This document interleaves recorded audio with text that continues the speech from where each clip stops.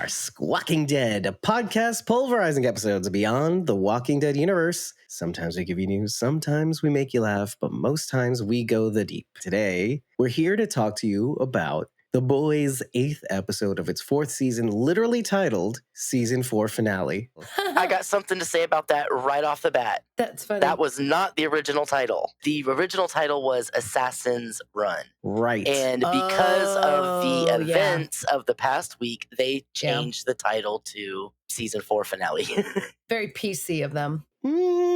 Classy is probably the word I would use, which is ironic considering everything we've had to watch this season. Now, wait, there's something else that I noticed in this watch. The reason why I actually liked this episode a lot better was because it took itself a little more seriously, and especially considering some of these scenes, I actually appreciated it a little bit. I'm like, okay, a little bit of a break between the absolute ridiculum to give us some really hard-hitting emotion. Because throughout this season, I felt there have been some really significantly serious and emotional moments that get immediately undercut, which I don't hate, but it's kind of like that thing that I've always said, and I use this example in order to illustrate it because it's an extreme one. Z Nation, what are you? Are you a serious show? Are you a funny show? Because sometimes they clash and I'm like, okay, well, I don't know how to feel about this moment that's supposed to be serious.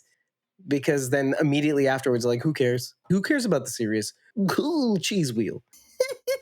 That's not what happens in The Boys. That's kind of an allegory for life, though, isn't it? You may feel emotions, but the people around you don't care about those emotions for the most part. You're watching the scene with Huey's dad, which is grimly funny in a way, but also really heartbreaking. They made it work. And then you go to Homelander lasering somebody, and it's like, this is what really happens. People move on, and you will move on eventually. I respect that. I have not said this in the episodes nor in the unedited episodes, but I remember that was the first unfair feeling I felt when I lost my best friend several years ago. I'm sitting there in not the chapel, it's like a temple, and there's people are saying words and I'm barely hearing them. And it's just one of those things where I just felt like I was a rock in the middle of a rushing river and everybody's moving on. And I feel frustrated that, not that I can't, but that it's just unfair that life gets to move on. Or I know that's the beauty of it. And also the cutting moment in the moment you're feeling, why can't we just stay here for a little while?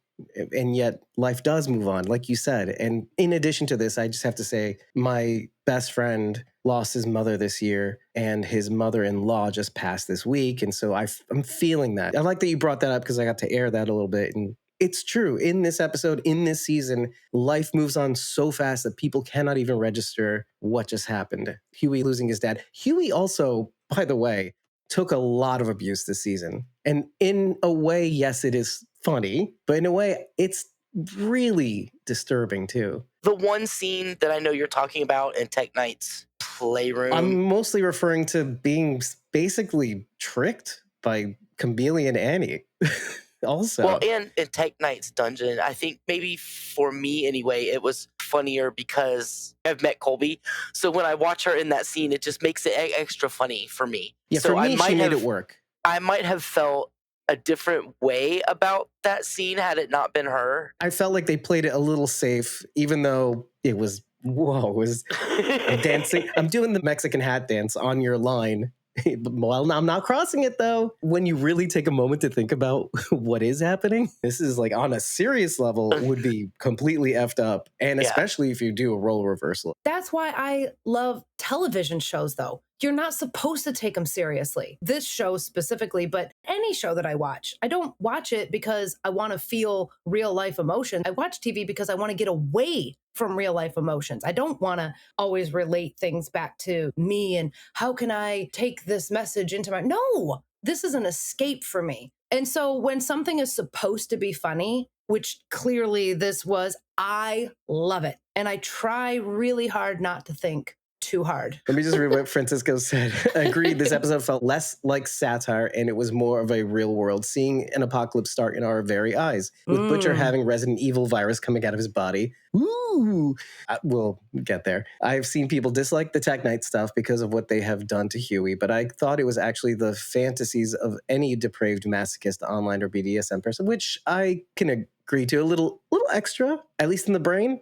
We never got to see the worst of it, maybe. I don't know. But from what we saw, it wasn't crazy, at least. Thank God. I'm going to say something that is probably an unpopular opinion. And now that the season's over, I can say for sure. Because I thought, maybe by the end of the season, my opinion will change. It did not. I don't like Butcher. That's not bad. His character is more on the annoying side for me. And when he talks, I just want to gouge my eardrums out. And when he looks at the camera with those weird cheese ball, corny, comic booky smirks, I just want to smack him. He's annoying. Yeah, it's surface annoying. It's not clever. What is it? It's not impressing me. It's not charming. It's not charming. Not at all. I don't know what it's supposed to be. Maybe he's not supposed to be likable, but he is still technically in the category of good guy. Good guy. When it comes there to it is. this show. And I for see it me, now. I'm like, You want your good guys to be good and bad guys to be bad. But the whole thing is you have to become the monster to beat the monster. And that's what's happening to Butcher. I'm totally fine with the actions. I understand his motives. That's not even what is bothering me. His accent is driving me insane. It's not real. I've never heard the actor speak. He's from New Zealand. He's in a completely different ballgame. I mean, in the same ballpark. He but has not an the same accent, ballgame. but it ain't this one. I know there is a British region where this is an accent, but I could not name it, and I'm not going to try to because I would be totally wrong. Like a Cockney? Yeah, London like Cockney, yeah. Yeah. But it's so over the top. It's annoying me. I almost wonder if it's offensive to people who have this accent because it's not so really. over the top. I've heard a real Cockney accent, and actually he's taking it pretty easy. Whether it's authentic or close to or not even personally, for me, it is not pleasing on my earballs. I'm not a fan. And his face. I don't know if it's makeup or if he lost weight or whatever, but he looks slightly thinner. And they have made his beard come out to a point so that it almost looks like a devilish beard, right? It has been proven certain shapes are displeasing to look at, and sharp edges and sharp points make people uncomfortable. So maybe that has a lot to do with it. As his health was going downhill, his beard had a little bit more white in it. It started to be a little bit more scraggly. But also there was a lot more white. They made him look much more pale. His pallor is His very... skin, yeah. And they irritated his eyes in the hospital bed. And then that was to showcase the extreme change when he finally succumbs to this and he comes back and he's flush and his hair's back to its original luster. And I don't want to get into it too much, but it's not even him, right? It's Kessler. But it's also walking to the room like a T-800, I guess, the Arnold Schwarzenegger version. Just walks in, just not robotic. A little bit. Yeah, I wanted to say, I guess that's my gut feeling, but not robotic. He kind of just walks in. It's very static movements, very calm, very chill, very sure of himself. But unlike Butcher, not a lot of words. Let's see what Francisco says. I think Carl can't do it because he's New Zealand. That's it. Maybe an actually British who could do it better and be less annoying. Carl makes it tolerable because NZ accent is very specific. Yes, and it's perhaps more annoying, but I kind of like it. I love a New Zealand accent. He was beardless in the comics and more bulky. And by the way, like I said in earlier episodes, when I was trying to get Ashley's outfit, I watched a couple of the first season episodes and it's improved vastly. And his look has improved vastly since the first season. In the beginning, he was wearing like flowery Hawaiian shirts and stuff, wasn't he? Yeah. I just wanted to say how very appropriate it was that they have Jeffrey Dean Morgan playing Kessler when the entire point of this is becoming the monster to kill the monster. And isn't that something we said throughout The Walking Dead all the time? They made the right choice for sure. Even though I think Rachel, both you and Bridget said, this is Negan. This is Negan. And I can't get it out of my head. To the point where it's like almost annoying. Well, Bridget had drawn a much more straight line from Negan to Kessler. She brought us around to it because I was like, what are you talking about? And she did give us a very specific example. For me, I've seen JDM play so many roles. He's just JDM now. He's not Negan. He's not John Winchester. He's just Jeffrey Dean Morgan. What I will say is in her example, she was saying that she did like that at least those backstories matched. Negan Smith's backstory matched Kessler's or Kessler Butcher. Yeah. So, okay, I can accept that and throw it away. One thing I noticed, and I actually didn't even write it down, but I had it in my head in my first watch, was that the Butcher that you see in the bed is the purest form of Butcher. It's almost pre The Boys Butcher. But in a way, it's also like a Dr. Jekyll, Mr. Hyde, except the Dr. Jekyll is withered and dying, and his BP is 90 over 60, and his scraggly beard and his irritated eyes. It's And, vulnerable. right. Yeah. It's the exact opposite. Yeah. Hyde in Jekyll and Hyde was the smaller statured, yet stronger version of Dr. Jekyll, but it's all the hate he has in his heart and rage and all that stuff. Meanwhile, the rage that Butcher seems to have in his heart makes him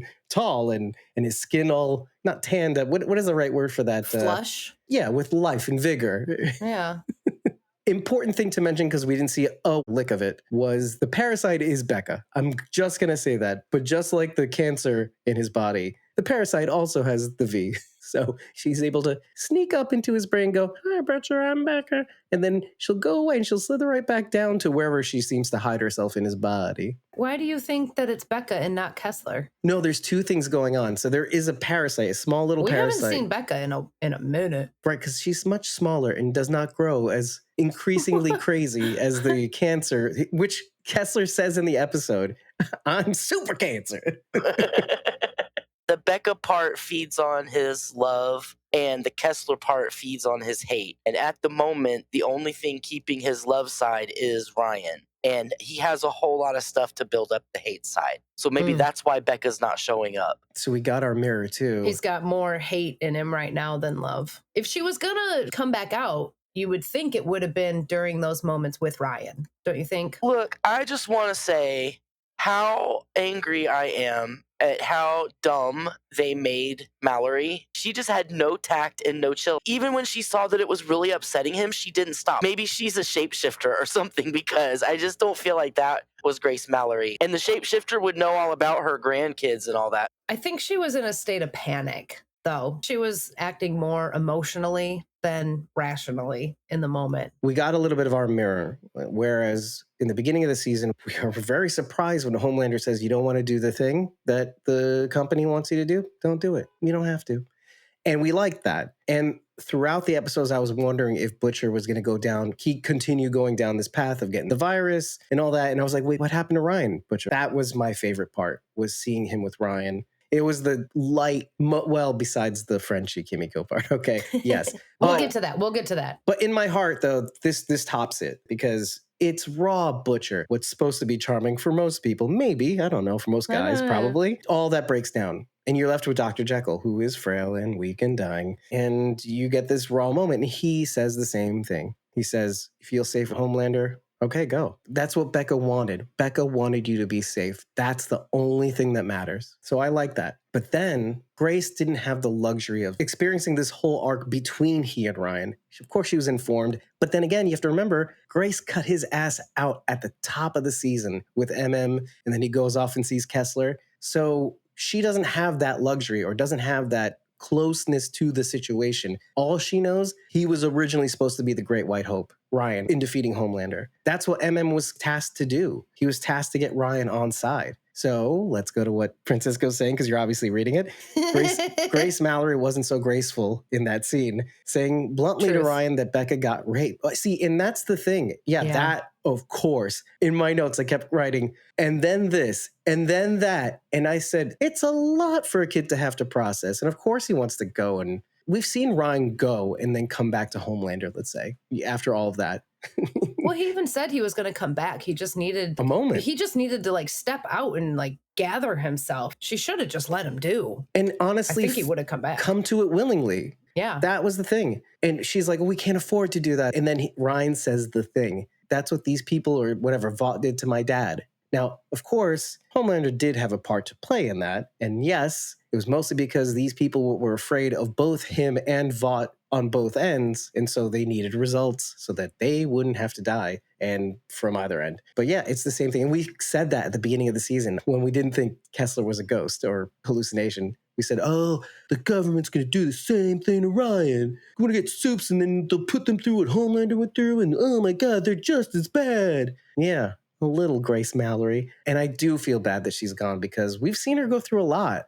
We got that flashback scene where we got to see Noir without the mask and everything, and Soldier Boy and all that. And her whole team dead. She's severely injured. And all the S that she's had to go through, almost dying herself when Becca Her did. grandkids. Exactly. Which was the whole point of she had lost so much. And probably she was on the outs in the government too, after all her failures. So I get it. You don't want to get it. I don't want to get it, because I'll say it like Lila Robbins. She was the voice of reason throughout the seasons too. When Butcher's out of control, she reeled him back in. She was the voice in the darkness in all the chaos that was going on around us. And odd role reversal between Dr. Butcher and Mrs. Mallory. Calm down, Grace. Okay, stop. Okay, now and the rape. Here we go. How am I gonna can't reel him back in now? And Ryan is just a kid. I don't know why they chose to go that route. Sucks that she's not going to be on the show anymore. They made sure to remind us that they had a good relationship, because when he first came in and saw her and gave her a hug and everything, Yeah. they Aunt had a Grace. good relationship. And then I feel like that was just not like her at all. It just bugged me. She didn't need to die. It was shock death. Let's just kill Grace. But other than that, I liked everything else in the episode. And Francisco says sort of the same thing. I was not expecting her to die, TBH. Caught me off guard because Mallory is the reason why the boys exist since she made them. I thought that too. Because I basically said she was the one who made the boys happen, basically, the stamp. And now that she's gone, well, they're all disbanded too. There's nothing for them. They're rooting out everybody in the government. They're basically doing a clean sweep on all government agencies, all the alphabets in the government, FBI, CIA, NSA, and now being replaced by the Department of Homelander Security, which is where Homelander gets his name from, by the way. Because, again, Bush administration. That Chekhov's gun that we saw, was it in episode 3, I think it was, about her meds, where we're supposed to make her tummy better, I guess, or something, because of the gut. They keep her lactating. Yeah, also Yeah. keep her lactating. Yeah. Well, and so Sage sort of does the same thing, but Firecracker's the one that's getting the S, basically. Firecracker hasn't given up on him like Homelander gave up on Sage. They're in Vought Tower. They're in the boardroom of the 7, say, with the circular table. 7 conference Or actually, was it a room. long table? I don't know. She's sitting next to him. She coughs. He goes, move down. Gross. I don't want your gross stuff over me, even though I'm invincible. It's not the sickness. It's not getting the cough on him. It's not that at all, really. On the surface, it is, but underneath the surface, it's like, oh, you did the things for me, and now I'm just taking you for granted. I'm throwing you away. I got what I wanted out of you. Goodbye. That sort of situation. Well, it's not just women. That's how he treats everyone in his life. True. But see, pair that now with Sage. There was something almost touching about that moment. He goes, I threw you away like garbage in your back. It's like him saying what he's always wanted. I've always wanted somebody to not give up on me, even though I've thrown them away, or fantasies on fantasies. Even though I killed you, Sitwell. Why didn't you come back to life? That idiotic thought that you have, like you make a mistake that you can't take back, but she came back. And yes, I'm acknowledging out loud, I know that she came back because she is just a megalomaniac that wants her crazy but very, very intricate plans and machinations to come to fruition. Mm-hmm. But he doesn't loved think her of that. answer. I loved it Because I wanted to see if I could do it. If I could. Yes. I was Yeah. like, yes. You know, I like my girls to break bad, right? I like my ladies. She was always bad. But I don't think she is completely. She just has anger in her like everybody else. She's angry at never being taken seriously. She even says it when she's telling the story about her grandmother and she cured cancer and the men wouldn't listen to her. And all the women in this show are getting that. Nobody listens to Starlight. Nobody listened to Maeve. Nobody listens What to are we on, Game of Firecracker, really. Thrones? Well, I did want to draw a parallel between Damon and Homelander, how neither of them have any diplomacy skills whatsoever, and they're just making everything worse. Neither of them met their mother. Maybe that's it. True. Never breastfed. Or maybe, I don't know. See, I'm halfway accepting the story she said about her grandmother. I don't know if I believe it at all. I feel like just judging by the way she says Vicky is a patsy, it's like she knew what she needed to say to Vicky to get her amped because she knows what she's thinking. She knows why she got into this to begin with. I'm not 100%. I'd like to be. I'd like to say what you're saying is true about wanting to shiv the men in her life, basically. I like that she said phase 2, kind of playing on the multiphasic Marvel multi-phase. 53. Get ready for phase 2.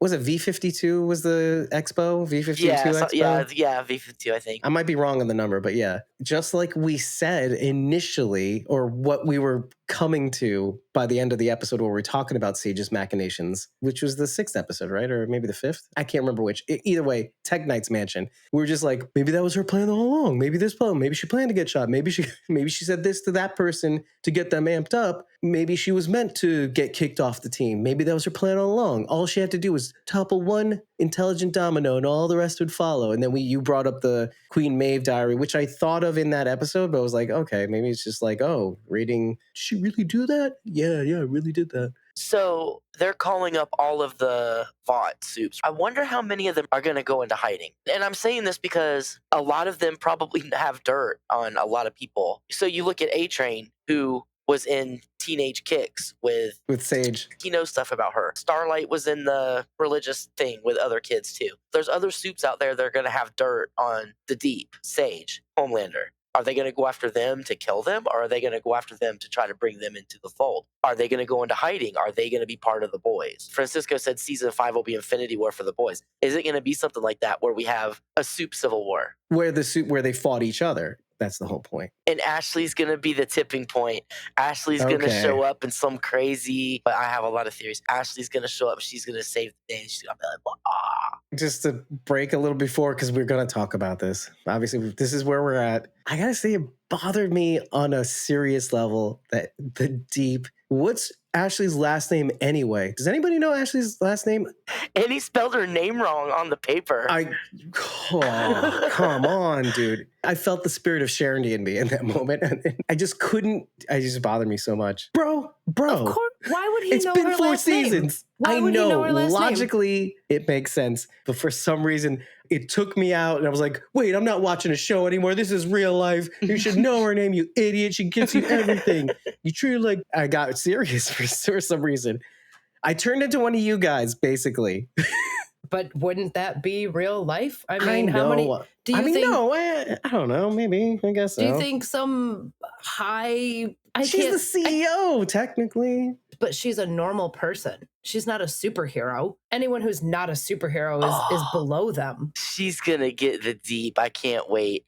Somebody suggested that the powers you get as a suit are based on your innermost fears. The darkest part of you. Well, say Starlight got shocked when she was a little kid, and so she had like this innate fear of electricity. When she got the V, that deep fear became her power. So let's say the Deep was afraid of water. He was afraid of drowning. Maybe he almost drowned in a bathtub when he was a kid or something. So when he got his compound V, it turned him into someone who was in the water. Let's say Love Sausage That'd be me. Was worried that his thing wasn't big enough. And so when he got the V...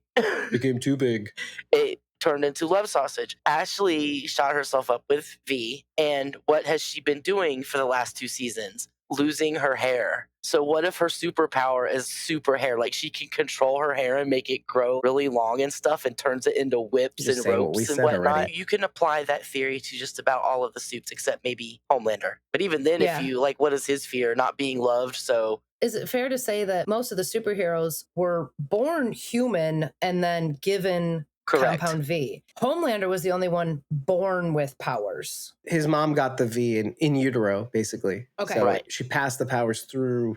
So there may potentially be children born with superpowers because maybe their parents had them and then They've said that Ryan was the only natural born suit. That was this whole thing. I find that strange, don't you? Homelander is also supposed to be a Soldier Boy clone. Isn't Soldier Boy his dad? Yes. Wasn't he the one that knocked up the drugged out woman? No, because they said they found it wasn't a woman. A natural process. Right. They said that they found a lady and implanted him. He was created in the lab and implanted in a woman. Whereas so not knocked up with V in utero. Whereas Ryan was conceived with Homelander and a woman, which is why he's the only natural born suit. So like the baby that you saw was probably a baby that was born human and then shot up with V when it was really young. The younger, the better. Oh, so you're saying Homelander was not, whereas Ryan was. He was the only one that could pass on powers through... He's the only one that has that they know of. I feel like there's got to be more. Or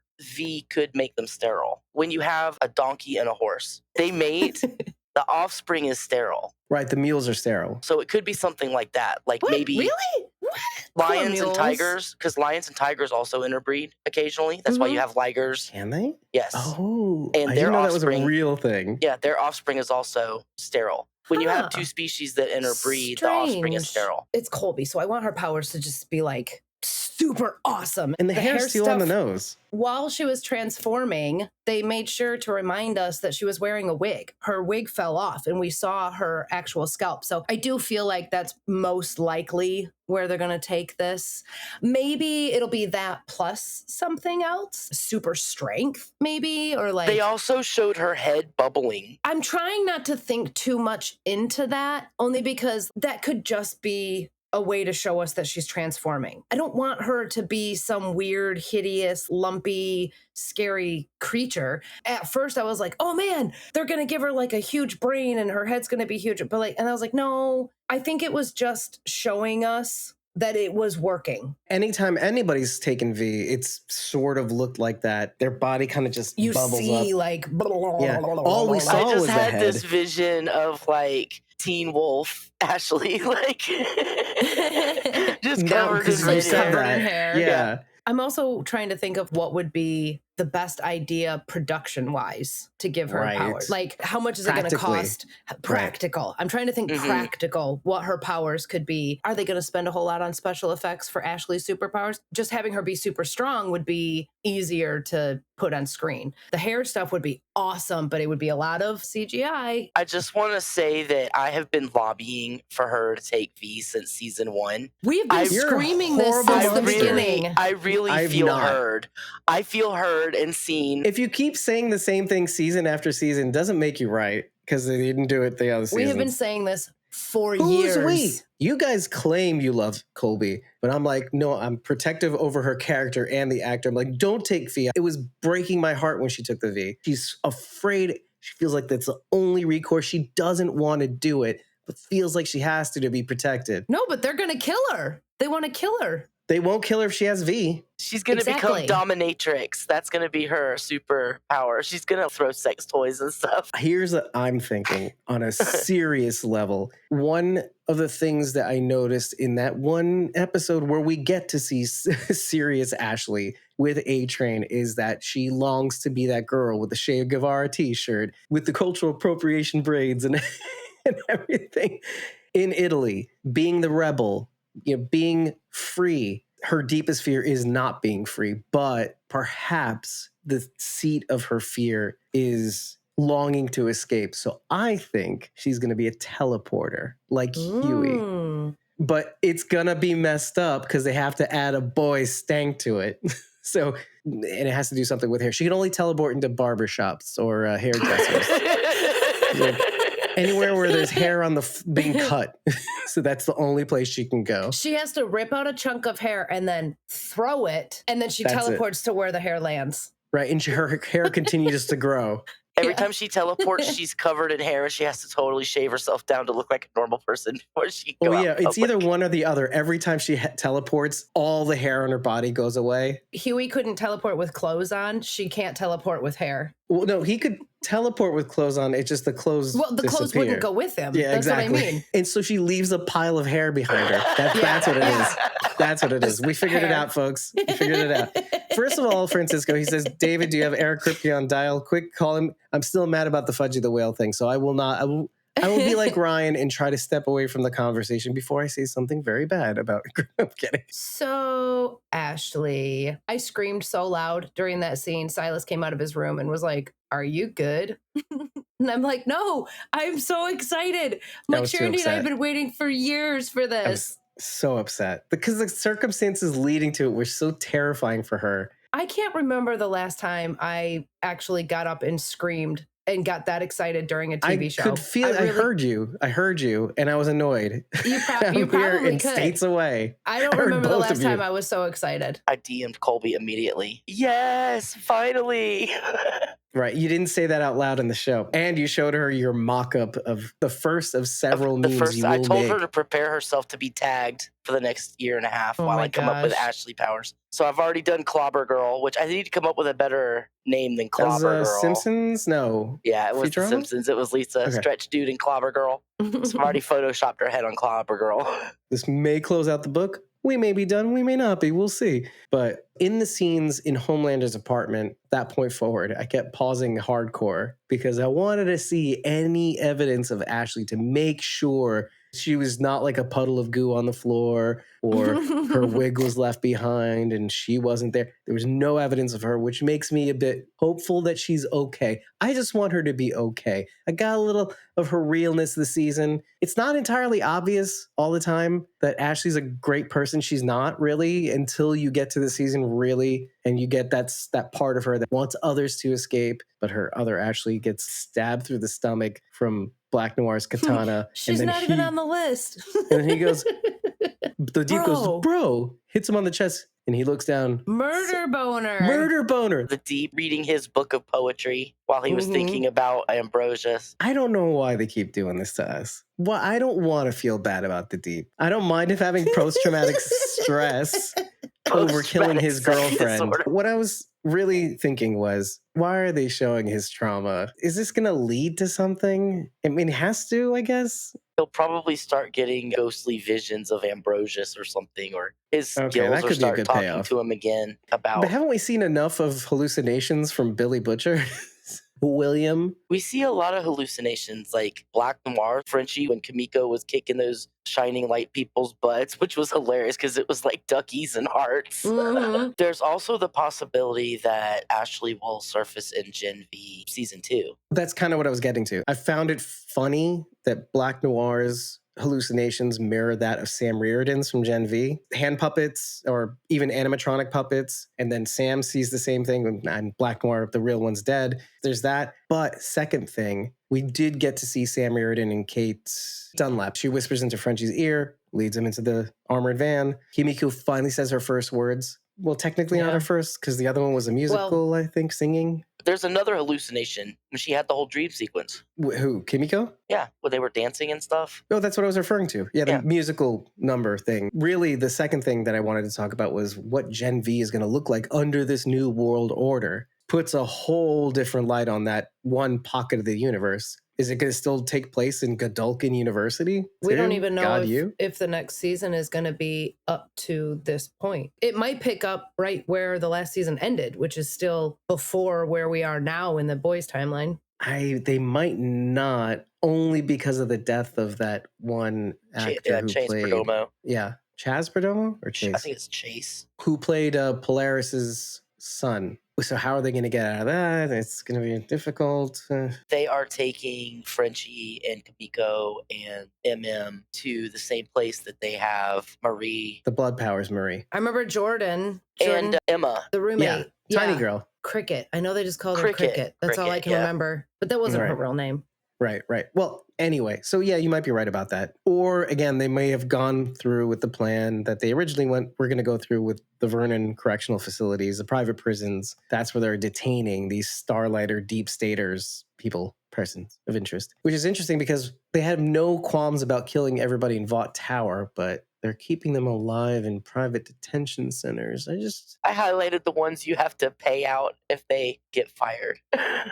She does a thing that I didn't like, and then she ends up being on the thing that I didn't like. So I feel two simultaneous emotions. Ashley, why you be like that? Oh, well, now you gotta run. And then I felt bad when she had to take V to get away from everybody. This show has me on a roller coaster, I'm gonna tell you right now. I want to say that Rachel was right because I disbelieved that Frenchie and Kimiko were going to be a couple, and Rachel stood proud and stood fast with her. I did too. Her Frenchiko, Kamiki, I don't know, whatever their stripper name is. You know, when two people belong together, it's undeniable. They do make a cute couple. I wanted it to happen. Even if Frenchie messes it up. Why is it Frenchie? Why can't it be Kimiko? It'll be Frenchie. Oh, and it's also the boys too. We hate men, especially Huey. Huey gets all the humiliation. It's right there in his name, Dave. Humiliation.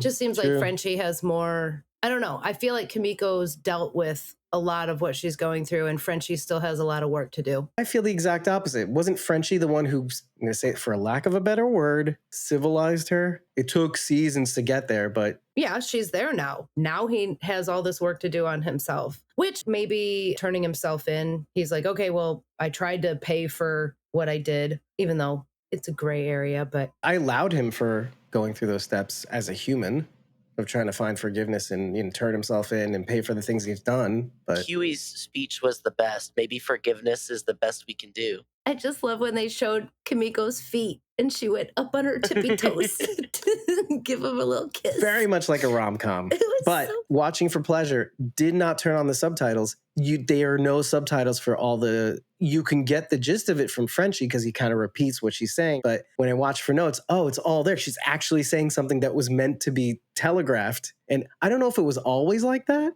or if it was just in this moment. I want to know if this is like her own made It is up. her own. Because different places have their own sign language. I don't, Right. we have American Sign Language. Other True. countries have their own sign. I'm going to get you from back on side on my side someplace. because of what I tried to do earlier. You already forgot. It's their own sign language, Rachel. Okay. Their own special, unique, non-standard Yeah. sign language that Except they made she up used together. it with her brother too. Shh. I'm trying to get Rachel back. Sorry. and you're right. Sorry. Well, you can't win them all.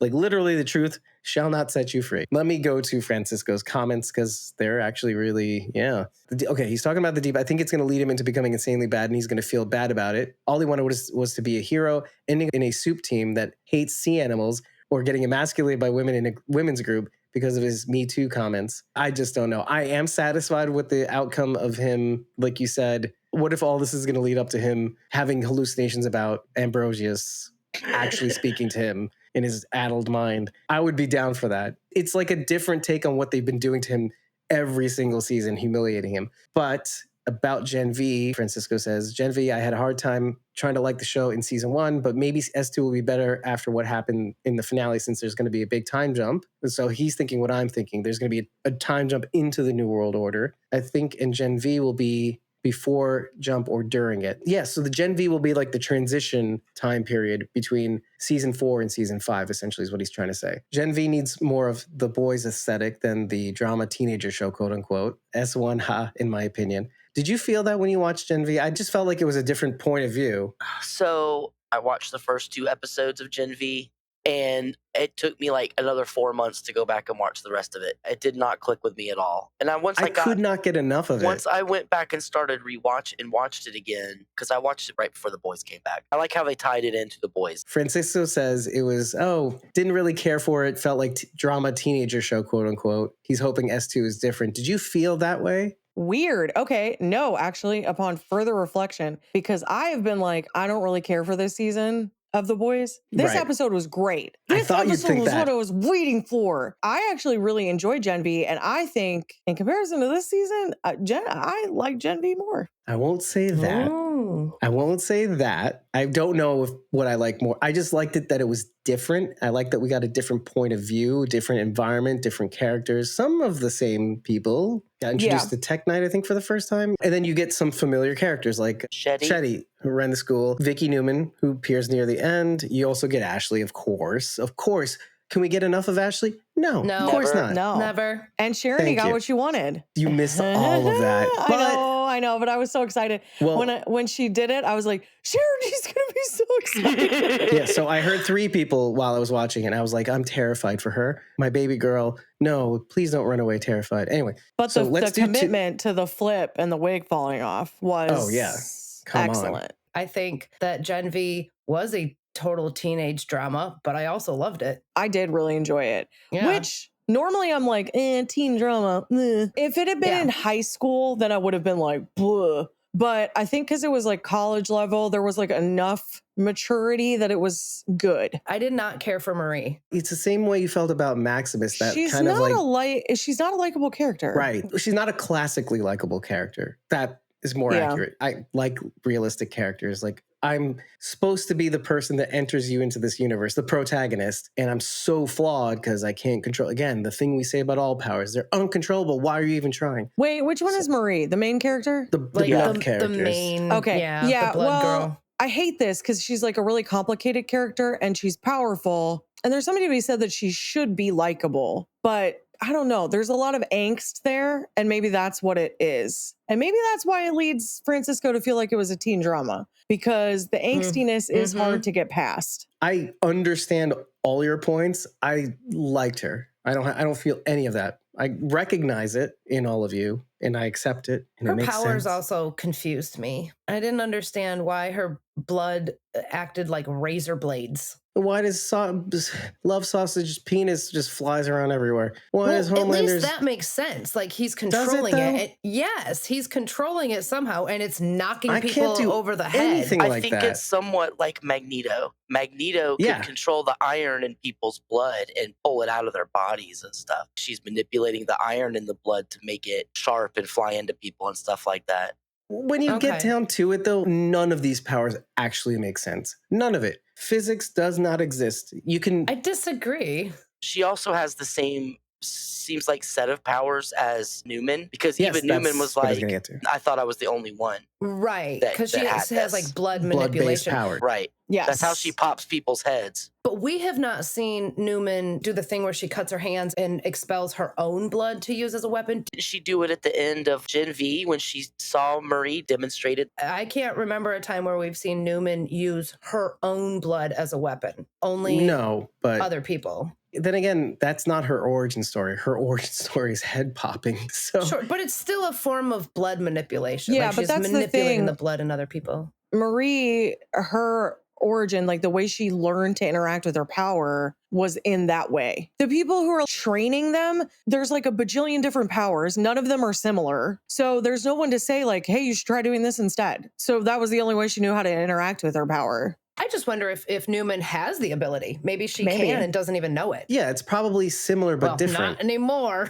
Well, And again, I mean, obviously, the characters learn powers as they go, because Annie didn't know that she could fly until season 3. True. I want to pull Bridget on this thing. We had said, oh, Ashley's powers are hair-based, like we said in the previous episodes. She kind of looks like Teen Wolf now. I would think if they're going to go hair-based, which is possible, and it is inferred with the whole giant megamind thing that was happening to her brain. Francisco said the Francisco same said literal that. words, megamind. In Marvel Comics, there's a character named Medusa. That's who I was talking about. They do base a lot off of pre-existing comic book characters without infringement issues. Somebody else suggested the Hulk. What would a Vought Hulk be? Because we can't use the Hulk, obviously. The giantess. It would have to be gendered, too. Because bulk. she The bulk. has... The Bulk. That's literally the name of a horrible knockoff movie of the Hulk. I'm inclined to say hair related because there's so much trauma around that for her. But there's no telling. The trauma she's feeling is coming from stress. And the result of the stress is her losing her hair. The effect is her pulling her hair out, basically. Right. Or that autoimmune disease where your hair falls out because of it. Alopecia. It's not alopecia. She's pulling it out. Right. It's the other one. I can't remember the name of that. You know, is it then that she can pull other people's hair out or whatever, which is ridiculous, but who knows? Okay, just closing the book on what Francisco said, because I was going to say it as well. Marie's power came from when she had her period and then was on the toilet. The one thing about Gen V that I didn't care for was how obvious it was, the connection between their powers and I Source. was kind of grateful in a I way, just because thought I it felt was- like we found out something newish. Like we had this suspicion. No, I just felt like it was too heavy-handed. Leave some things up to interpretation, and they're like, "Get it, dumb audience? Do you get it? Do you get it? Because you're stupid." Well, let's read the rest of Francisco's comment. I didn't like the angsty from Gen Z. Anything with angsty is not appealing, even if it has a stamp of the boys on it. I would have preferred that they stole something different about Godulkin and the virus in the show. I like that there's an intrinsic connection between the boys, but again, from a different point of view, through a different lens. This wholly unique experience that these people are going through the same things of the larger superhero world, and how it's uncontrollable. Like when you were saying about how are they even having these different classes if everybody has wildly different powers, which I thought was also a comment on our education system. How is it really Yeah. one size fits all? Should classes be split up? Yes, by subject, but also by different learning ability, let's say. Styles. It's learning styles. Thank you. That's kind of what I was saying. And then lastly, he says, because somebody will know this reference. I don't, even though I played the games. What if Ashley will be like Sindel from Mortal Kombat? Silas would know what that meant. She uses her hair to grab people and pull them closer to her. As a Get move, over probably. here. Yeah. They all have some form of that move where they They all grab have the that. opponent and They all pull say, it "Get over close. here," right? Exactly. No, Dave. Some do it with a chain. No, they don't. Some have really long arms. A lot of things happen. A lot of it's not wrapped up. Did that just drive you batty, Rachel? Well, let me hit on something you actually said. There was something about this episode that you just liked this episode for some reason because it didn't hold on certain things. The first thing that Sharon had said was they changed the name of the last episode because it was supposed to be called Assassination Run. Assassination Run. And they called it season 4 finale at the end of it when it finally came out. Okay, cool. And for obvious reasons. But I wanted to say something else. As I was watching this episode, I felt like they also pulled back a lot. And a lot of the references to the more unsavory parts of the right, let's just say that out loud. I felt like it was more subtle and less hitting you over the head with it over and over again. Because a lot of the scenes that you got to see in this episode through the TV screen was actual footage, like the rioting was the Summer of Love during COVID and after George Floyd died. That was that. Detroit, New York City, Dallas. But a lot of the stuff that was happening in Congress was also taken from footage from the last basically 8 years, just an amalgam of chaos in Congress. It was so much more subtle and just like, if you know, you know. Yeah, well, again, this had more equal footing. It showcased that nobody in this situation is the good guy. Everyone is the bad guy. The only one who's a voice of reason is Huey. And he's still not a good guy. He's still just a regular guy who's got his own problems. Soup's pretending to be his girlfriend and he's banging the wrong girl and I know. And tortured. What in the world? What episode? Jeez Louise. So that, I think, made it easier for me because instead of it being like, hey, get it, get it, it's like, yeah, dude, I do get it. I'm literally living it. We're all living it right now. Okay. So like, you don't need to do this. Who is watching this and is like, oh yeah, didn't notice. I noticed. I'm in it. Doesn't that go to your comment, Rachel, about I watch these shows to escape this like I don't surreal want, reality? Yeah, I don't want more of what's happening in the real world. So to me, it was nice to be like, oh yeah, the real truth is nobody actually cares about you, small folk. It's about the government versus the superheroes. What is it about in the real world? Well, I'll leave that up to you. But let me tell you, it's not about you, viewer, listener. It's not about you. It's about other stuff. It's about money. It's about companies. It's about capitalism. Anyway, I'm not for anti-capitalism. That's not what I'm saying either. It's just, it just is what it is. Savory parts of capitalism and savory parts of this or savory parts of that. That's what I wanted more from the show is like, show the people what's really happening, dude. Nobody cares about you. I'm sorry. Corporations don't care about you. The government doesn't care about you. Politicians don't care about you. And that's really what the whole point of this should have been. There are people who are hopefully out there fighting for you, but really they're getting so distracted by their own BS that they're not even doing that. So what are you supposed to do as a regular average person? You have no power because your power's been taken away from you by people who do have it. You're welcome. There you go. That sums up everything and my feelings on this whole show. What do people who have more money than you do? And what do people with power do? These are the things that they do. And what are the powers? Again, it goes back to the powers, the worst parts of you or the deep-seated traumas of you that are amplified to look ridiculous to boot. So add insult to injury. That was more my issue. This show felt like it was really trying to like add to that divide that already exists in our country. I'm telling you right now, it doesn't matter what side you're on. They're both awful. You're just touching on something that everybody feels but isn't always trying to acknowledge. Because again, to your point, that's not who we are anyway. Even as much as we say, these people don't care about you, government moves slowly, please give me a paycheck, whatever. Corporations are just trying to make a buck. They're going to try to always do it in a way that means they spend less and make more, etc., at the expense of people. But take a look at shrinkflation, Dave. It's a real thing. But again, let's just put it this way. Even that take is an extreme. And if we continue to look at everything, people, their political opinions, conspiracy theories, corporations are predatory by default, rich people are awful, poor people smell. You can go down the line and say that about everybody. But if you put a magnifying glass on that, that's not real people. And maybe things have gotten a little bit ridiculous in terms of government and what the system feels like it has to be in order to survive because we've lost our way. We don't have to go into this much longer, Dave, but you and I fundamentally disagree on this because you believe that people are innately good and I believe that they are innately bad. First of all, that doesn't mean we even disagree about prescription or the summation of things. We may disagree about the root. No, you and I agree on a lot of things. So much, too much. Sometimes, it's uncomfortable. Yeah. But what I'm trying to say is really the root of everything is that if we hold a magnifying glass to any one of these things and magnify the extremes of all those scenarios, it's about bigotry. It's about prejudice. Yeah. Because yeah. if you magnify those parts, you'll say that's everything. That's what they are. If you see soups in that way, there's a concerted effort to paint soups across the board as Sure. these evil, uncontrollable monsters Yes. that cannot be stopped. This last season was a little tone deaf for that reason. I You don't agree. have to shove that down our throats. We're literally here living it. Okay, I get it, dude. You're trying to like hammer this home. It's just creating more divide because like you're just showcasing your personal opinions as writers of the show. It's not even to say that I disagree with the opinions always. But I'm just kind of like, is this really what we need to do right now? Can't this just be a show about superheroes, man? Or like how much we hate them or Yeah, whatever, like, can't or this just be fatigued like by fun? them. The origin of it is political in a way. Didn't it It's start out with different. culture? Because Yeah, we it's were looking different. at the It's not internet this. culture,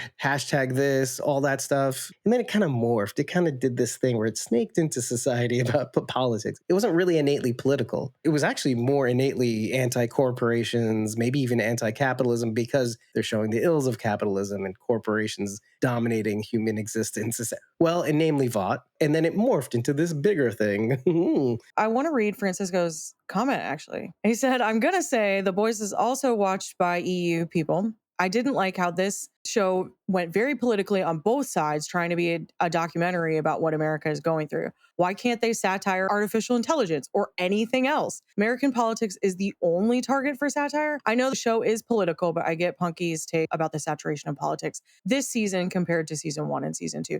Thank you. I felt like I was being Some of us. gaslit by the show. Is this how it's always been? Did I change over the last couple of years? That was what I kept thinking. Yes and yes. Yes, you've changed. And yes, the show has slowly, it's like the frog in the boiling pot. It kind of just, it touched on more things in society and amplified the extremes of that society or that area of society. And then we got to politics and then powder keg moment. It was just boom, boom, boom. Like you said, huh, you got it? Huh? Conservatives are idiots and bad. All of them think this, like the soups, they're all bad, right? Bridget, Right? Get it? But in closing, this is really what I wanted to say. Along with the title, I felt like they cut out a lot of things that they were going to leave in. They kept in the things in the video screens because they're like, if you know, you know. I feel like they edited this episode for sure. Yeah, they cut out a lot of parts because I think it was current events that has caused that. But in a way, I like that they did because they found their line. Let me just put it this way. For a show that takes so many pot shots on a certain segment of society this season, they said no. You can lambast them for that decision on a artistic, creative level. You can do that, but you can also say, kudos to you. You haven't completely lost the plot. You're an entertainment show. People are going through a hard time. Maybe you should cut back. And just like we saw in society, in real life, there were many people from the other side who also pulled their punches. Across the board. The show has always been political from the beginning because the first season was about trying to get soups into the military. It's always reflected the current events that are going on. Like when we had Stormfront, it was obviously Charlottesville, good people on both sides and all that. So when you're trying to get soups into the government is going to be more of the story. That's Francisco. Agendas of superheroes that act like politicians with speeches like politics, but it's still about agendas. Eric this season seemed like Went for America has satire more than The Heroes has satire. Okay, so I see what you're saying. You amplified the extreme parts of society rather than the extreme parts of soups, essentially. I think Watchmen is more appropriate about politics than The Boys. That's why there's a difference between both and why there's comparisons, why the comparisons don't make sense. I've always agreed with that, Francisco. Superheroes being supported by the government, but they're not really superheroes, most of them. Okay, I see. The only real superhero was Dr. Manhattan. And it reflects superhero fatigue. Like, are they superheroes? They have flawed lives. And they're not as hysterically ridiculous. They have lives. They're real people, and you feel for them. But at the same time, society's holding them up in a certain way. When they're glory days, they're celebrated, but now they're reviled. And now some of them are splintering off and being the villains. Let's ask this question across the board. Do you think this show lacks nuance? And is that the thing we like about it? Does the show lack nuance? Yes, Dave. No, and is like that the thing we like that's about this it? Whole thing. They couldn't not avoid the season or the events or the way they tried to depict it because that's who they are, which is why I don't really blame them for doing what they've done this season. with certain segments. I wouldn't characterize what I'm saying like as I blame them. It's more like that's why it wasn't for me. This episode was awesome though. So I was really excited because it was just good all around. A lot happened in a very short period of time. Also, Is it? because How it's long was this not like it episode? was like an hour and a half long. It was an hour and 6 minutes. And that's with Right. 10 minutes of credits. So it was only And the 56 minutes stinger, long. by the way, which was Was there a not stinger? crazy. Whoops. Yeah, there was a stinger. Oh, I didn't watch it. Calhoun, of course, now being the president, the Speaker of the House. Sure, the scumbag from the party. Yeah. Boom. He's also the one that they filmed getting it on with Doppelganger. Oh, yeah. I forgot about that. I Yeah, actually saw that recently, good call, too. Good call. Yeah. Because he's the president, he gets briefed on all the things that presidents do. We joked about the JFK assassination. The Resolute desk. Yeah, exactly. So he knows, being the president, that Soldier Boy is being kept in suspended animation after they took care of him a season ago. Mm-hmm. You're the first person I called, Homelander. He leads him to where he's being held. Homelander has his that fiddle, that music with the violins, and he's looking at Daddy, Father. But then it cuts out. It's not terribly significant, but Soldier Boy is in play amidst all this chaos. We've all missed Jensen Ackles. I mean, I know I have. Yeah, he's a babe. Yeah, he's a babe it's for unavoidable. sure. Yeah, Kate from Gen V is a big Soldier Boy fan too. She had dreams about him. Oh, Kate Dunlap. Okay. Oh, yeah. Oh, yeah. Oh, my God. Those are crazy. I appreciated the little supernatural shout out nugget when Robert Singer was playing golf and kept saying balls. Balls and idjit, he said. Which is I didn't hear it. I didn't idjit. hear idjit. I heard balls. I was probably laughing too hard and missed the second one. But yeah, I was very excited when he said idjit. I was like, oh, it's a supernatural thing. I loved the ending scene with the car driving down the road in the dark. It wasn't an Impala, but it looked close enough. I was mostly irritated because everyone got caught except Butcher and Starlight. But technically, she did get caught. Yeah, they did get caught. She was just able got to fly away. Yeah. But nobody threw a boat at Butcher's car or stopped him in any way. He's just free to coast down the highway. Might be part of Sage's plan. I had a thought about that too. And I don't like making predictions on the next season because it could go all over the place. You're feeling the sense of not optimism, pessimism, because they're all captured, blah, blah, blah. It's not like they're going to get released in the first that they will. But everybody's captured. Everybody's in shambles. We just got Kimiko and Frenchie together, and now they're probably going to be apart. Okay. Starlight, Annie, boom. Her powers, great. Loved seeing that. I love that for her, right, Bridget? I did, but I was kind of like, why now was how I felt about it. But that is something we could talk about. Let's put a pin in that. The one prediction that I will make is that T800 comparison when it comes to Butcher. We're going to see a lot of soups die by his hands for sure. And that's why he's not being stopped, because he already has along the way. And we just didn't see it. I'm calling the steakhouse in Nevada, and that's how Huey's going to know where to find him. See, I'd like to think so. But when Huey said, and this is relevant, I know I don't ask much of you, but I'm asking you to trust me right now, just like you trust Lenny. And even that didn't reach him. I really don't think so. But he's not him anymore. That's my point. That's the whole thing. He's not Butcher anymore. He's saying that's why he wouldn't go to the steakhouse. Oh, I get you. Yeah, because that's what I'm saying. It's not him. It's Kessler, but it's not even Kessler. It's Vita Tumors. Yeah, are running the show. This is still revolving in the same conversation. Who was saying this to whom? You still can't beat him. This was being said to Homelander. Sage said it to Homelander. Right. There's you still can't beat him. one person you can't beat. Now, are we talking about Soldier Boy? Because to take him down, he had to rely on Butcher. Yeah, Sharon D thought it was Maeve. Yeah, I know you said that, but I'm not convinced of that. I know we kind of glided past it. What makes me think that is because she's got the Queen Maeve notebook that she keeps everything in. So to Sharon D's point, people were talking about that online, and I don't remember where I saw it, but a ton of the comments were saying it was Maeve. I think it's Soldier Boy. I think she's talking about himself. That's what I thought it was. That was my gut feeling. That was what I thought it was too. But it felt like Homelander knew what she was talking about. Or Ryan. That's a good answer, actually. I don't know, man. Answer. Ryan's not okay. He's going to stand alone. He's not going to be okay. He killed Aunt Grace. He is not okay, dude. He looked a little unfazed. Yeah, but what did Sage say when they were doing that workshop meeting? Ryan needs to stand alone. And now where is he? Alone. By himself. He has nobody. Well, because his like side. Sage said, Dave, this was all part of her plan. I know. I thought you'd appreciate that though. But it's just the words and where he's at. I was like, I hate you because I cannot figure this out. And that bothers me so much because I can usually figure out at least one thing. I'll be like, yeah, that's probably what's going to happen. I cannot tell at all. I say I hate it, but I don't really. So it's nice to not be able to figure it out to some degree. Actually, we talked about that in the season finale episode of Fallout, which we just released finally. And so we talked all about, well, sometimes I don't want to know everything. Sometimes don't spell it out. Yeah. Rachel had a whole thing to say about that. Let me go to Francisco because he kind of touches on some of this. I got to say, the last 20 minutes of the episode was the best one this season because of how action-packed and serious it was. Not a Nirvana listener, but that song fit like a T. Ugh, I love Nirvana. What is my title? What is my subtitle? Come on. I was not a big Nirvana fan, but I always liked that song. I was a huge Nirvana meaning. fan, and I did not like that they used it in this episode. So you're like everybody, essentially.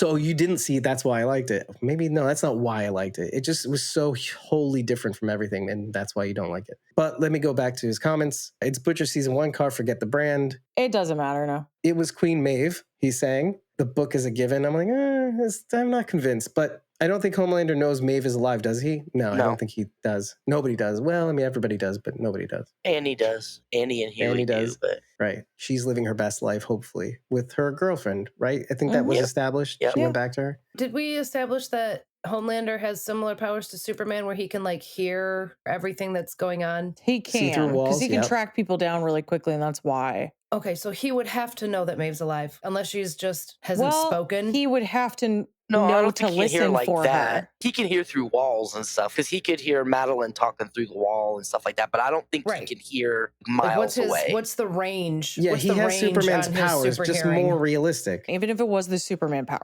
the explanation behind that is that think of if you could hear every single person in the world all at once. Unless you're focusing on one person, you're not going to be able to understand all of it. He would have to know to listen for her. He thinks she's dead, so he's not even thinking about it. Yeah. Okay. He's cocky enough. Be like, nah, she's dead. I don't have to worry about her. But finding out that Soldier Boy is alive might change that. That's a great point. Yeah, maybe. But I will say, as you were talking about this, Bridget, I was thinking to myself, what I really think is, yes, Superman's power is way less godlike, like in the comics, because it got ridiculous and whatever. Oh, yeah. Well, Superman can do anything. Now, yeah. But I had another thought while you're saying all this, because of course Superman, because he was raised right, and he was raised by the right people, he found the right people first, guys. The right people found him. He cares so much, he can hear everybody, but it's Homelander. Even if he did have Superman's godlike powers, he's so self-centered that he can't hear anything. He can't see as far as he probably could. It's all about him. So of course he can't embrace those powers. He's like, oh, well, people, got to shut them out. It's so bad. I don't like this. Let's turn down the volume on all this. I don't care about it. Shout out Tony Stark. When he was telling Ryan to get over here, he was terrifying. His facial expressions, I wouldn't go over there either, Ryan. Good call.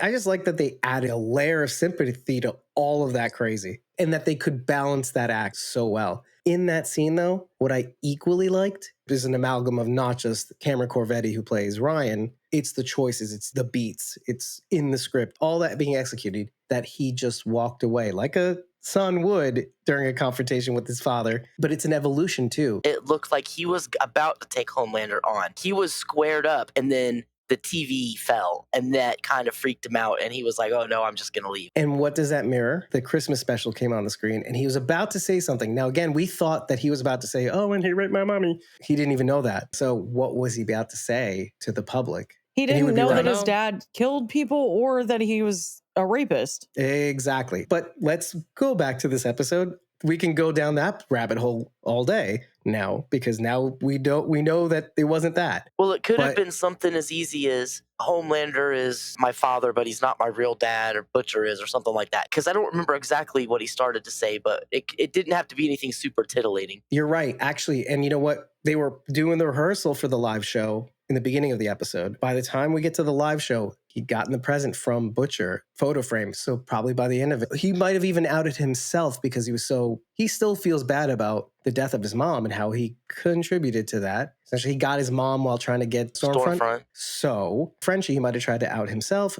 or he could have said something to the effect of, Butcher, you're my real dad. He might have had a Christmas moment at the same time. Yeah, I mean, but it was after he got the photo frame is my point. They thought it was going to be something drastic and revealing, but he's just a kid that doesn't know any of that stuff. It would have been something fairly minor. Not minor to him. This is kind of my point. Why that mirrors so well is he thought better of it and stepped back. Just like you said, he was about to square up and step back. He didn't do it in the end. He walked away. And he was trying to walk away in the bunker or the hospital. He was trying to avoid saying or doing something that he might regret. Because maybe all this time, we really do not understand how much more powerful he probably is than Homelander. Well, because he's the first natural born soup. Which could mean a lot of things. We don't know what that means. Yeah, right. Nobody knows what that means. And so maybe he realized that really early on in some form or fashion that maybe we even missed. My whole point being that was a choice. And in every scene we see Cameron Corvetti, even if he's in a safe place like the production meeting, he's scared, he's timid, he's unsure of himself, he's not confident. In that moment, he was not only confident, but he controlled the situation, he controlled his emotions, he thought better of either fighting his father or saying something stupid and just walked away.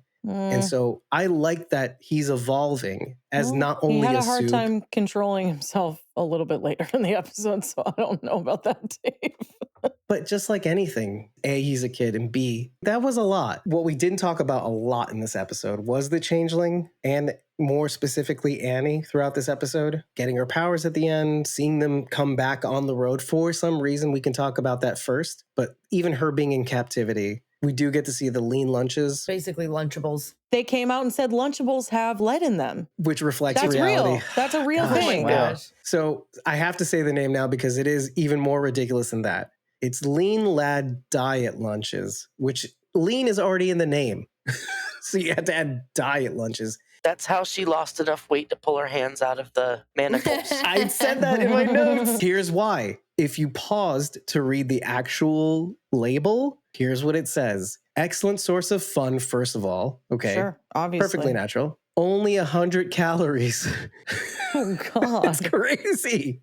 In this Lunchables. And even more funny is what it is. It's just cracker, ham, cheese, which is like Lunchables, but it's like this big. Sorry, for the audio podcast, that's like about 3 inches, maybe 4 if you're lucky. That was guy measurement just then because he went a lot bigger than that, but it's fine. It's about 3 to 4 inches. That's what she said. Now, wait. In the top right corner, it says win a season pass to Vaultland. I thought that was a cute little add-on. Mm-hmm. The cartoony picture of Black Noir. Oh, and then, like you said, Lunchables has lead in it. Changeling Annie says to Annie that lean lead lunches cause kidney stones the size of softballs, basically, because of the sodium content. She didn't say softballs. What did she say? This was mentioned in April of this year, of 2024. This is from USA Today. Lunchables shouldn't be on school menus due to lead, sodium, Consumer Reports tells USDA. Lead, sodium. Lead and sodium. Which cause sodium kidney has always been stones in children. Obvious. It's been ham and super fake cheddar for years. And they're very high sodium content. And But then you add in like together. a Ritz cracker, which is coated in salt. I mean, the sodium levels are ridiculous. Nitrates, that fake butter spreaded cracker, and the what the F ham, which could be bones and all that stuff. It's just gelatinous just bones. Pink ham, yep. That's the accurate term. They call it that in the factory, the pink meat. Pink sludge. That's it. Pink sludge. Well, let's go back to Francisco while we gather our thoughts and other points we want to talk about, because I feel like we're getting there. We're getting there. See, he says, I'm shocked Homelander in the show doesn't break eardrums like the comics when he screams. In the show, he can't stand certain sounds. The show opens up with the Training A-Train movie. Ashley says, as Vought CEO, well, we figured we'd make more money off the write-off. Tax write-off, whatever. Yeah, I love that was it was like a second. The takeaway. Did you get to see Adam, the director's tweet? He says, hashtag release the Bork cut again. Mm-hmm. Just the again part, like the diet lunches, he just added the extra thing. So he says, I'm crushed we didn't see the A-Train movie with Will Ferrell. I never laughed so much to a cameo this season than Will. Fair. That was good. Fair. Bro, Annie flew, speaking of the cuts and the superhero fatigue. Bro, Annie flew like Iron Man in that scene. She just went vroom and then vroom. Well, she does the Well, hands With where her she puts her hands, hands out yeah. and down like Iron Man. Well, how she's always been, but super impressive. Unlike anything we've seen on the show, really, I think. Other Annie tidbits. I have something. Both Annie and Huey were victims in this episode, and Annie gives him the business. However, my instinct was to be like, Annie, it's not his fault, etc. Annie, Huey's had enough this season. But then, again, first instinct, maybe we shouldn't embrace it. I stepped back and I went, that's authentic. Because who, when somebody cheats, quote unquote, but didn't know that they were the other person, wouldn't say how many times? That's realistic. I get the impulse to even say that. Maybe you would hold back from saying it, Ryan. Just saying, it's authentic. It was hard for both of them, honestly. Yes, of course, we want to say like, oh, how could you not notice it was me? Something should have clued you in. And obviously, Huey even says, in hindsight, yes, there were signs, but it was you. And she was sharing stories that only Annie would know. So why would he question it? And Annie knows that she knows things that she would know. Exactly. But I can't fault either one of them. I feel terrible for both of them. And obviously, Annie ends it all by like, you're getting tested, but she's not breaking up with him. Meaning, you like, know what I mean? we're having like sex at some point like, very soon. And I want to know that we're clean here. She's like, I'm going to be mad for a little while. They're going to get through it. I did like obviously. That, yeah. Like, neither one of them are to blame in the moment, though, happened. I had a lot of feelings about it. Sure. To your point, though, the one thing I want to hit on that you said, that she said, was that you had to have known it was me, like a mystical connection that people think they have between each other, which I don't believe in, but that's fine. But even if we don't believe it, we have that impulse that the other person should know it's me and know what I'm feeling too in those other times that we have the arguments. But how can they know if we don't tell them or whatever? That's why I said that's authentic. Even Annie realized that was unrealistic. Like Ryan, she just needed a moment. Because she has the feelings. Yeah. She has the feels, but then she's like, well, wait a minute. I liked what fake Annie was saying to Annie, though. Oh, yes. Tied back to the I Take Responsibility video that they showed at the very beginning. I did not think about that. Oh, I am responsible. I am responsible. Oh. But that was a very interesting speech because... But one was a parody and one was saying the thing, the quiet part out loud that we've all been thinking and that the show kind of bonks you over the head with, but doesn't say quite out loud until now. They're all sociopaths. The show is yelling at you. Not psychopaths, sociopaths. It's not just superheroes. Everybody does that. Your first instinct is always to not blame yourself for anything, right? Even if 2 seconds later you're like, well, I didn't mean that. Your initial reaction always is, well, I had a reason. Or the doubling down effect. We all do that at one point or another. And sometimes we take it too far. Some of us are a little too proud to apologize in the moment. I was hoping the shapeshifter would go back to her original body after Annie killed her. I wanted to see what she looked like because she said the thing about, I don't even remember what I looked like. Which makes me wonder if it's somebody that we know. I wouldn't say that. I don't know who Huey's mom. It would be Huey's mom. Shut Holy crap, dude. So, okay, even her as his mom wouldn't be his mom. Just so you... Oh, no, I think Sharon D's saying his mom is the shapeshifter. Oh, no, but I don't think that's his mom either, if that's... Okay, that would be... Go further. That would be less gross. The shapeshifter was always pretending to be his mother. Okay, I thought you were saying his mom is the shapeshifter. We haven't seen her since the Made in Manhattan tour. Yeah. And she touched Annie at some point, which I know the other girl did too. But anyway, it's just a thought. Because the fact that they didn't show her change back makes me think that it's going to be somebody that we know or something. Do you think we're going to find out, though? I feel like that's the end of it. Well, she's dead. But what if she's not really dead? I want her to be dead. I just don't want this anymore. See, what you hate about dreams, Sharon, mostly you, I think, because you can be anything. They can pop up at any time. It's like... Kamiko can't die, so what if she can't die? What if Starlight took the ring and took off, and then she just was, like, not dead? I wanted to specifically talk about the ring, because something that I said when we first saw the ring and what it was on, the necklace and the crescent moon with the black crystals and stuff, whatever that was. You guys said it was like poisonous. Or yes. So what was the first thing that started rotting away on the changeling? Yeah, it was the finger where it was. I know at first I was like, oh, were they right? And then it didn't mean anything. Eric Kripke heard the podcast and he heard you say that and he's like, you know what? And he flipped you the bird with this show. Well, let me just put it to you this way. I actually like this for you. That is a possibility that, as much as I was going to say, I can't always be a changeling, Sharondy, I like that it might be. Shapeshifter, Dave. Changeling is when a fairy takes a human child and replaces it with a fairy child. Amen, That is a sister changeling. friend. Fine, you're right. Let's move on. But my point being is that they gave you a little bit of wiggle room for your theory. So I like that for you. But it also gave me, at the same time, a little bit of validation that maybe the ring may have been meant for Starlight and it started poisoning. And when it was on the changeling shapeshifter's finger, that was the first focal point of her starting to wear away. So I just thought it was fun. Let's go to Francisco. Huey is stupid or the writers are stupid. Didn't Starlight's eyes used to glow when she had orgasm? Well, Her powers are on the fritz. Yeah. I don't know what is the end game for Huey and Starlight in S5, but each season I feel like they're not going to be happy. It's just like the same thing as Frenchie and Kimiko. Sometimes they look like a typical juvenile toxic relationship rather than a relationship of two people who respect, love each other deeply, but also forgive each other when something happens. We should touch on this because it seems like every time somebody has anything close to a happy ending, like Starlight and Huey get together, but while they're together, things are not great throughout. And this season was even more rough than any other season. Not just being replaced by a shapeshifter. Things have been rough for Annie throughout the season. And it's made their relationship a little bit more chaotic. But just like that, Kimiko and Frenchie, after getting them together, which was rough throughout, they're separated again. So it's the same deal. To quote Ramsey Bolton, if you think this has a happy ending, you haven't been paying attention. Yeah, good call.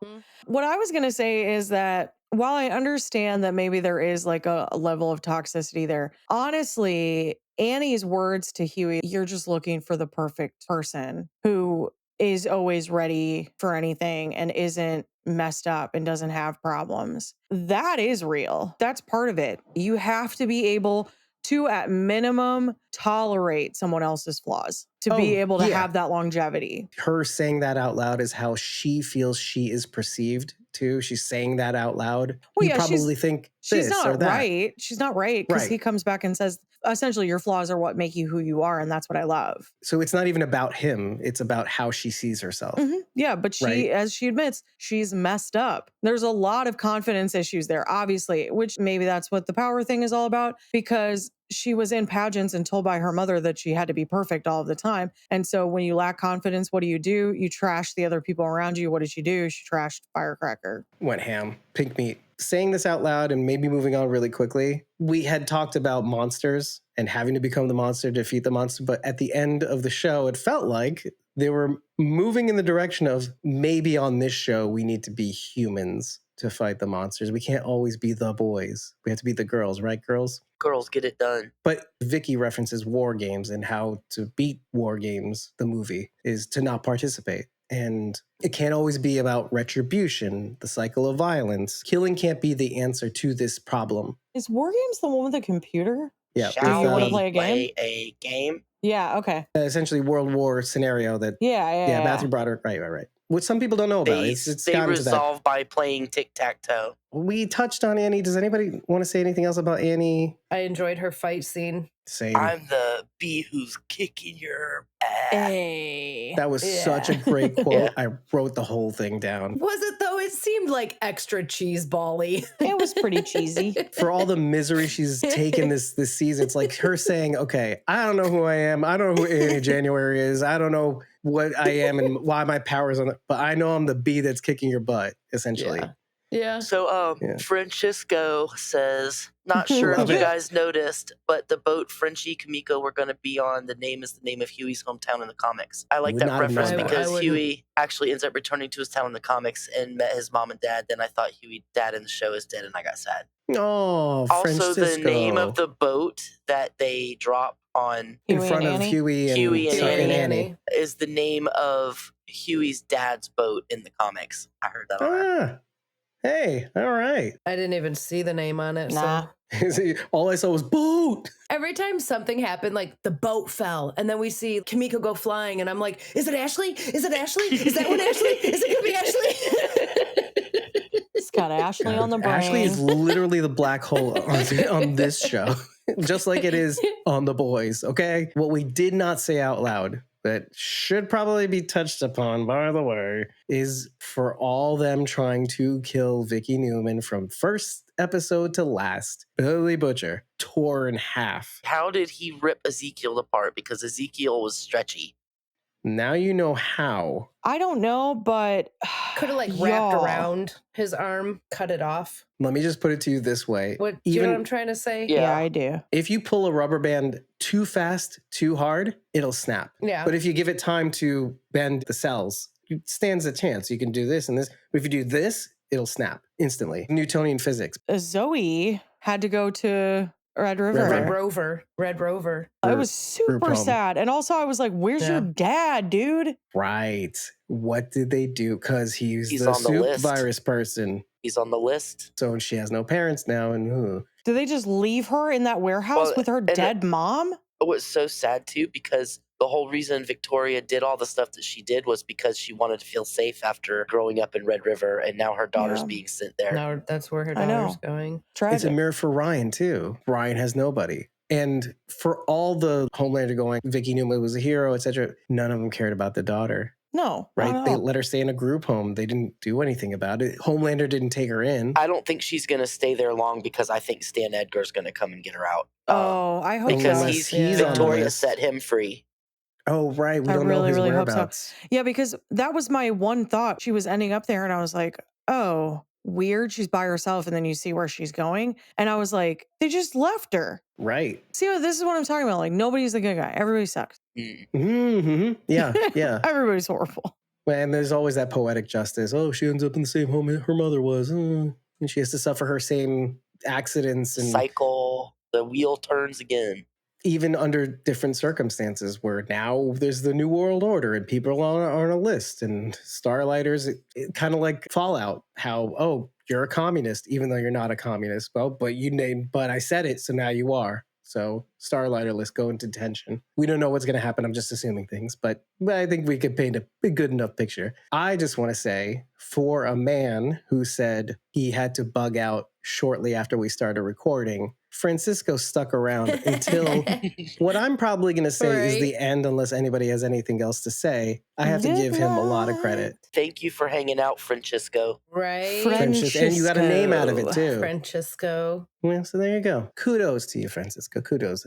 Well, then let's say what Francisco says. Do you guys think Stan Edgar will show up in S5? Maybe help the boys defeat some soups by bringing some soldiers with guns that have virus on it. It's a good thought. I like it. We have a bunch of heroes in the wind, too. Like A-Train and Queen Maeve. Again, she had her happy ending, like Althea, off the show. That's what I think. Yeah, well, also and the things she said offline, too. Stuff, yeah. Exactly. So, A-Train. Or is this like a Vought Mexico situation? Maybe. I don't know. We don't know. Okay. Now to Francisco's question. Stan Edgar, he'll make a return with his private army? I would love to see him again. He'll fund the boys? I'll say what I usually say, Dave.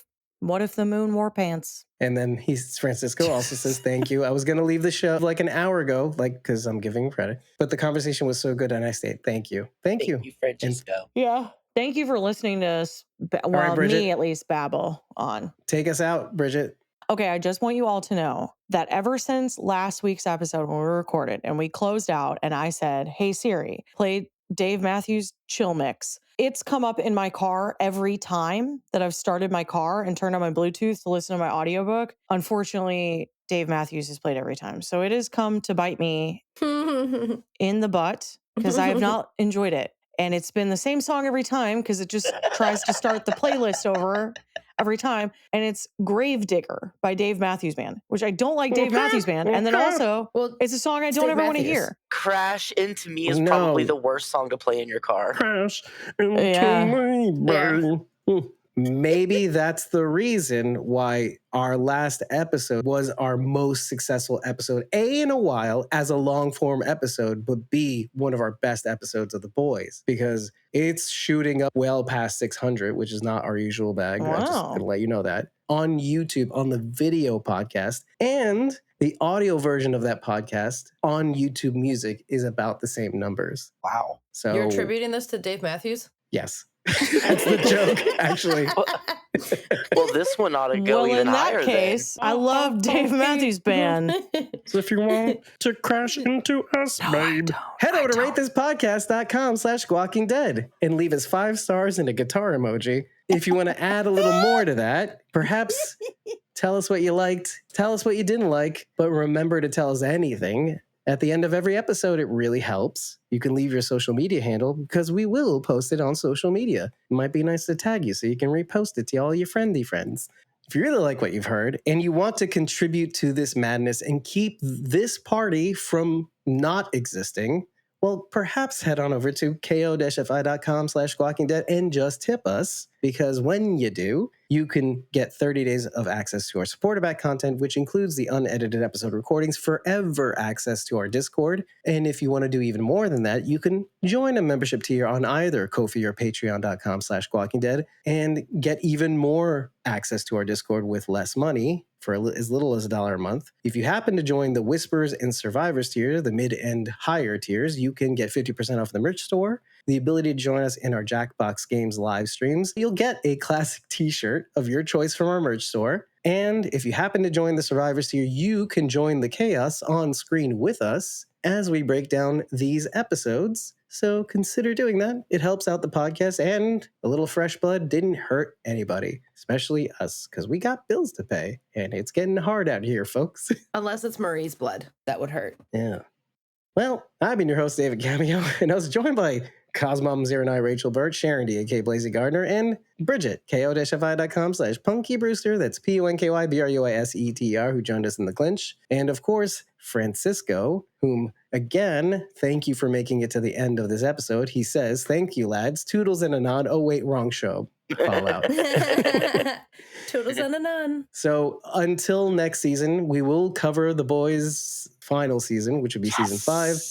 Of course, because we're on this train, we can't get off it. So until then, we still have shows to cover. So join us for our next adventure. We're still talking about House of the Dragon, and we will be covering that season of Fallout. And we'll also be covering the return of The Walking Dead Daryl Dixon Season 2, Book of Carol, Shamalama Ding Dong, K Thanks Bye, BBQ. Oh, and Dead City will be back eventually in 2025, officially. Not this year.